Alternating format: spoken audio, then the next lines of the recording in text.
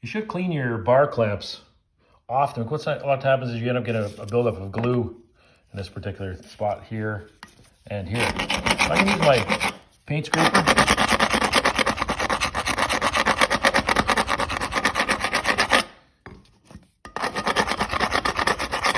If you don't get it nice and clean, what happens is your piece doesn't sit flat, which could become a problem, can cause your pieces to not sit flat when you glue, pull away from each other, or it could twist up what you're working on. This is the jaw on a set of bar clamps that's adjustable. You can move it back and down the pipe to get the desired width that you need.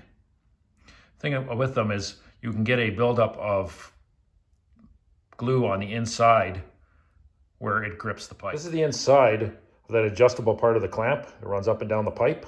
And as you can see inside, it's got glue inside. That needs to be cleaned off. Because if you don't clean it, what's going to happen is it becomes really, really hard to slide it down the pipe.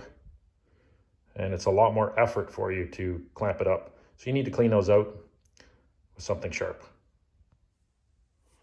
Now you can see it's a lot cleaner. It should slide much better up and down the pipe. Let this panel in overnight. And what happens is the glue that's on the bottom that I couldn't get at because I didn't have time to clean it up, it's hardened on here. So what happens is if I try to scrape it now, what's going to happen is more than likely I could get tear out on it.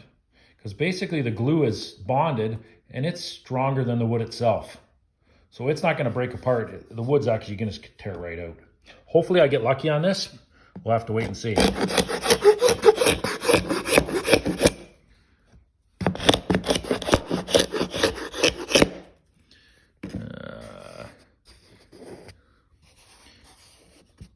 Didn't work out too bad, but this is pine, and it just kind of popped off of it. Generally, I don't get this lucky.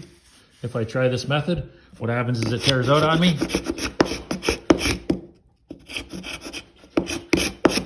Nope, didn't work this time. On hardwood, especially something that's an open grain like an ash or an oak, it'll have a tendency of tearing out. I got lucky on this one. Generally, what I do with the panels is I make them a 7/8 if I want to go to 3/4. I always make them an 1/8 heavier.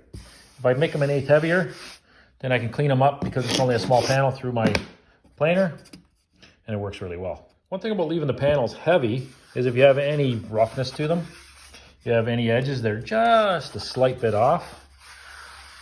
If you run it through your planer, you should be able to make a nice smooth surface, and once it's smooth, you can flip it over.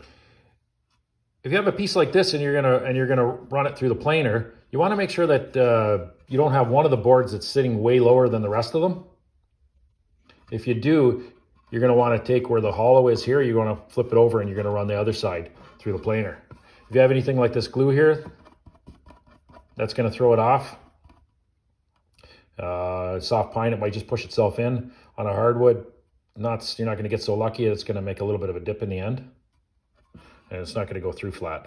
If I keep the panel heavy, then I run it through the planer and I clean it up, it takes away all the glue, all of the pencil marks, hopefully any little imperfections.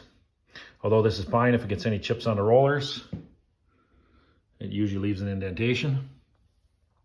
That'll be easily sanded out though.